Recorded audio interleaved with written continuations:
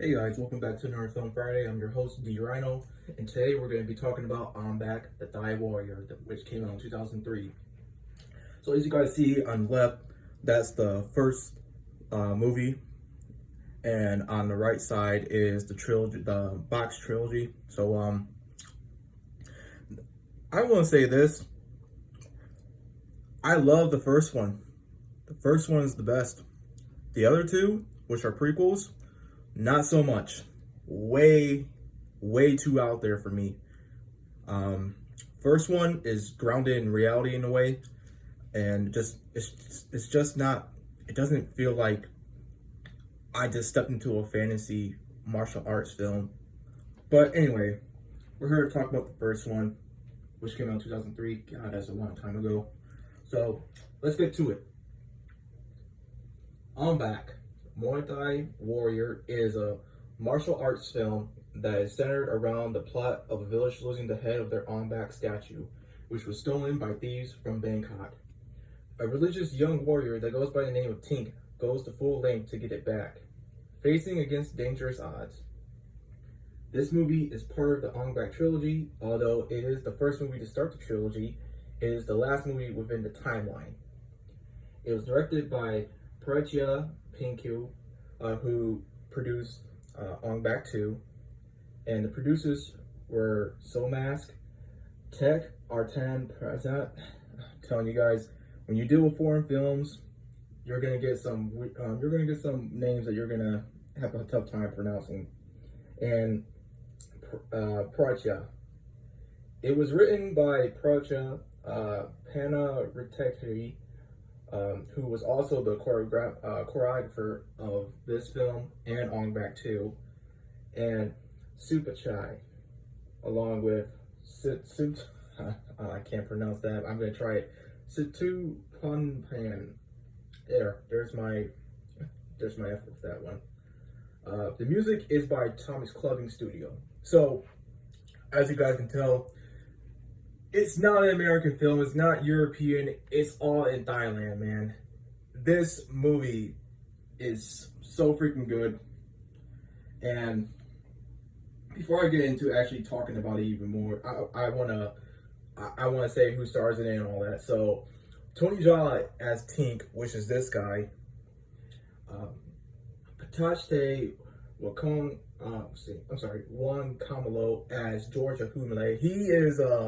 He plays as the cousin of Tink, which he was a really good character as well. And Plumwari Yodkamo as Moy Lake, and I believe she is the girlfriend of George, or also known as Humle. So a solid cast of characters within that movie. So just so good, man. It's such a great trio of characters. What made this movie successful? I am not sure what made, like, how it even became successful. When I was reading up about it, I read that there was actually, they had to raise money to do a demo, the first demo, I mean. And what happened with the first demo is that they did make it. However, they were using film that was not used like within that time back then. So basically, they were using expired film that nobody wanted. So what they had to do again was reshoot the same scene, I believe, using a different type of film that that everyone was using. And so they sent that in, and I guess it got them to have the green light and everything. So that's what led up to getting this movie. Now that honestly, I'm surprised they were given like enough chances. Because oh my god, I cannot imagine just shooting it on expired film and thinking you will get somewhere with it, but it just, I mean, you gotta do it all over again the second time using the correct type of film. Man, what a That is some serious dedication, especially when they're raising money for it. Okay, so as you guys know, there's a favorite moment within, each movie I talk about, and my favorite moments. Well, I should say moments, because it deals with when Tink goes to the underground fighting arenas, and what is so what I love about that is because it brings back a memory from when me and my stepbrother would watch it at times, and we will always crack jokes about each of those segments because of just the fighters, and especially the fighters being in there, and the guy who's wheelchair bound, and it's not like we're making fun of the guy like just because he's disabled. No, it's just because it's just there's something odd about that character. I cannot place it anywhere because I just don't know. It's something about him that is so weird, and we would just crack jokes about him. We will crack jokes about anyone, so we're not discriminating, obviously. But the fighters, it was mainly the fighters that he would go against, and there was always this one guy. Oh God, there's two guys. I mean, one guy looked like Carlito from WWE, if you know who I'm talking about. You know, the guy who's like, I spit in the face of people who don't want to be cool. You know, that guy. He looked just like him, just a little, difference in height. But there was this other one who was, there's this guy who first didn't like try to challenge him. He like reached out with a hand to like shake his hand. And then when Tink shakes his hand, he just comes around and just smashes a bottle right in his head, bro. You guys gotta see it.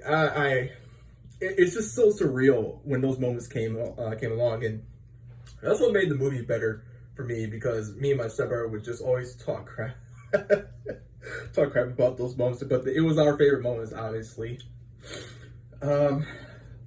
So yeah, I'm sorry, guys. I'm sorry, I got a lot of flashbacks coming along. So yeah, that was my favorite moments within that movie. Just the underground fighting. And oh man, where has the time gone? But anyway, so the fun facts or extras I have lined up for you guys is that, of course, it was made in Thailand.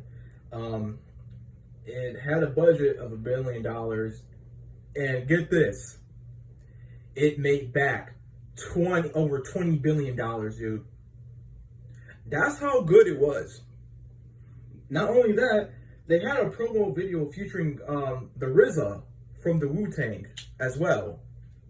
So that's when you know you're reaching superstardom, man, because everyone is loving it. Everyone is loving this film.